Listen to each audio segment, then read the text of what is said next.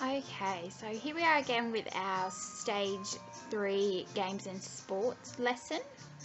Our game would be tennis that these activities have come from. Okay, so we are looking at our throwing or our tossing of the ball as if we were going to serve. We're also going to be looking at the bouncing of the ball both with our hand and with a racket. And further on, it would possibly be in another activity, but we'd be looking at the accuracy of our throw and of our striking of the ball with our tennis racket.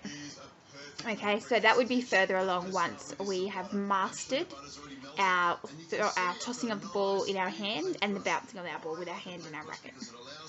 Okay, so you do need some equipment for this activity. So it is a tennis ball, so all students would need a tennis ball each.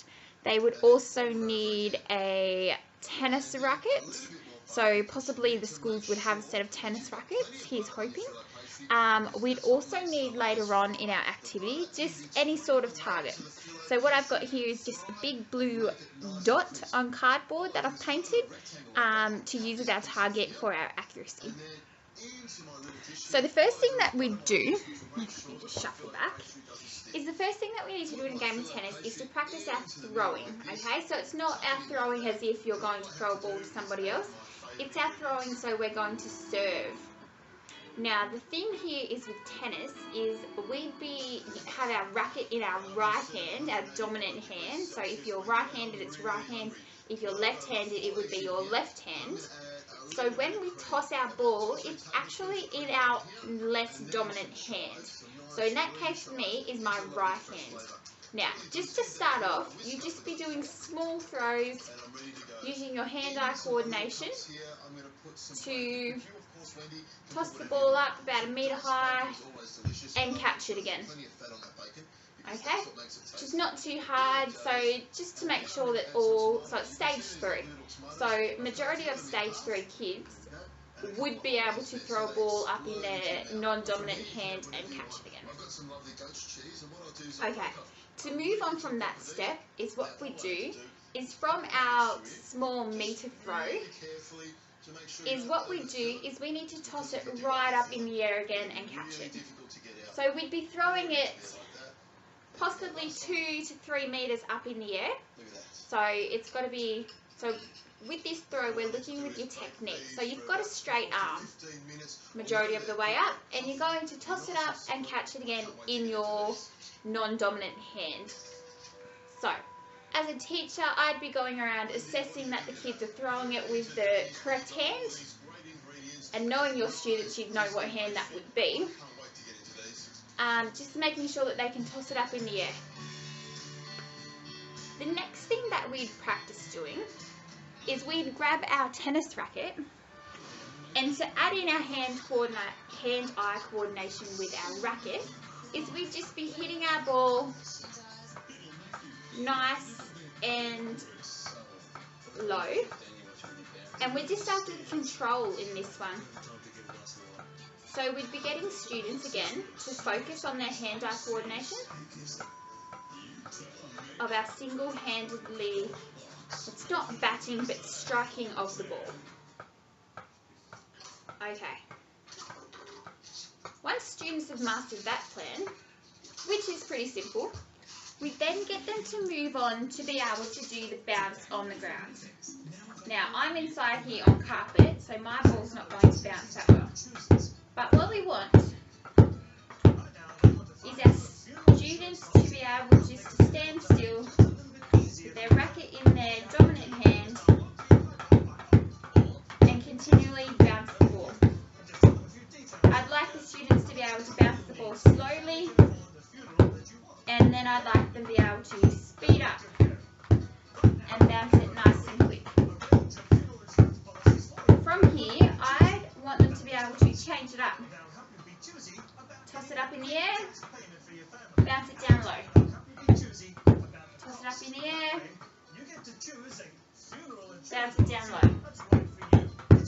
Okay, pretty simple. Most students will be able to do that. So, from that little activity there that we've done, I'll be able to assess the students' hand-eye coordination, their throwing, their striking of the ball.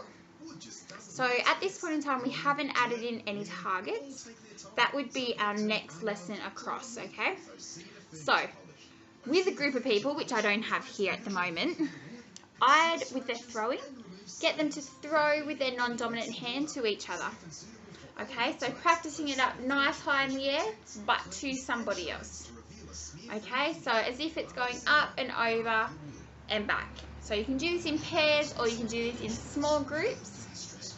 I'd leave it just to pairs, as so there's not, so more people can be involved at the one time. If you're in a small group, people aren't going to be having the same time an opportunity to toss their ball. For the students that are more confident with their rackets, I'd also have those in pairs, so group your children in pairs, and they just be tapping their ball to each other in the air, not letting it hit the ground. Okay, again, that's their hand-eye coordination and their use and control of equipment, in this case a tennis racket. In another lesson, which we don't have time for today, but that's where our target would come in, okay? Possibly one a bit larger than this. So if you're fortunate enough to have tennis courts near your local school, which in my case we do, I'd take my children over to the tennis courts, or even if you don't, up against a big brick wall, up against the side of a classroom if it's brick, or an outdoor area, where you can set some targets up on the walls. Now, I'd have their children with their racket and their ball, and once they've practiced their tossing again, I'd have them with their racket and their ball, trying to tap the ball onto their target from, say, about 5 metres away at the start. And each time they could do that, for 5 times in a row, I'd step them back a metre. Until they're at the length, because tennis is our main aim here, so we are layering our games that we're playing and our activities and our techniques to build up to a final game of tennis. So with the target, I'd be building them back to a 20 metre distance, although the target would be quite big at that stage, so you'd have different targets for each time. And that way they could practice their accuracy. You could then teach them how to serve the ball, which again would be a completely new lesson, as that is a lot about technique, and for people that haven't played tennis, it is quite hard to learn. So you teach them their serve, their ball striking, you practice their forehand, their backhand, and you can go into a lot more detail in those types of games. But for my main focus today was the tossing of the ball and the striking with the racket. To warm up for this lesson, because running is involved in tennis, I'd be getting my stage 3 kids to do a couple 100-metre jog to get their body warm up, to practice some swimming or some arm rows there, so that they can get their arms warmed up for their throwing technique. I'd do some static stretching. I'd also do the stretching that is involved in the type of game. So they'd be stretching their arms, moving them, and that type of thing to warm up their muscles. They'd also need a cool down in this activity because it is engaging and the kids are involved with a lot of movement with their arms and both their legs with adjusting their body weight. So they'd need to do a cool down and some light stretching as well to end the activity.